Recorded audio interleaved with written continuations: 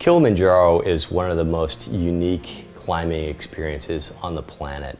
To climb a mountain at that altitude and to see snow and glaciers in the middle of Africa is it's something that needs to be on everyone's bucket list. Kilimanjaro is right on the border of Kenya and Tanzania. Most people climb Kilimanjaro through Tanzania, through Arusha or Moshi. You can climb Kilimanjaro any time of the year.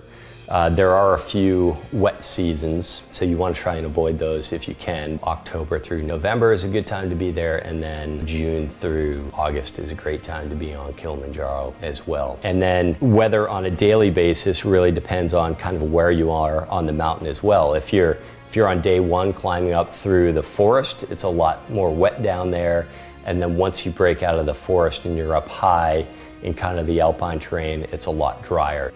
Kilimanjaro, in terms of the 7 summits progression, is a great starting point. You're not dealing with a lot of snow, cramponing, technical aspects, so it's mostly just a high altitude trek. The most common route is called the Coca-Cola route. It's a very direct way up and down the mountain. Lots of climbers, lots of tourists. There are routes all the way around the mountain. We use the Machame route. It goes up one side of the mountain and then kind of circumnavigates about half the peak before ducking up and tagging the summit. And this gives us more time to acclimatize, more days on the mountain.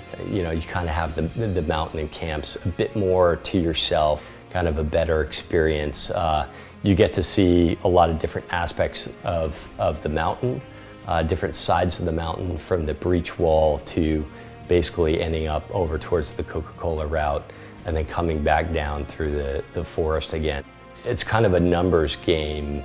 A lot of times the low-cost operators will have a trip of 20 or 30 climbers on a team. More expensive operators will run smaller teams, so kind of gives you a better experience on the mountain. And also route is a big factor in that as well. If you take a more direct route that only takes you 3 or 4 days to get to the summit and back down, that's going to be shorter and less expensive than doing a longer route, say the Machame, that's 7 days start to finish. You know, if you go with an international guide service, typically the level of training is much higher, you know, in terms of being able to identify altitude illness, being able to you know, offer medical treatment. You kind of get what you pay for. So, you know, it really comes down to the experience that you want, but price can vary depending on a lot of those factors. Obviously,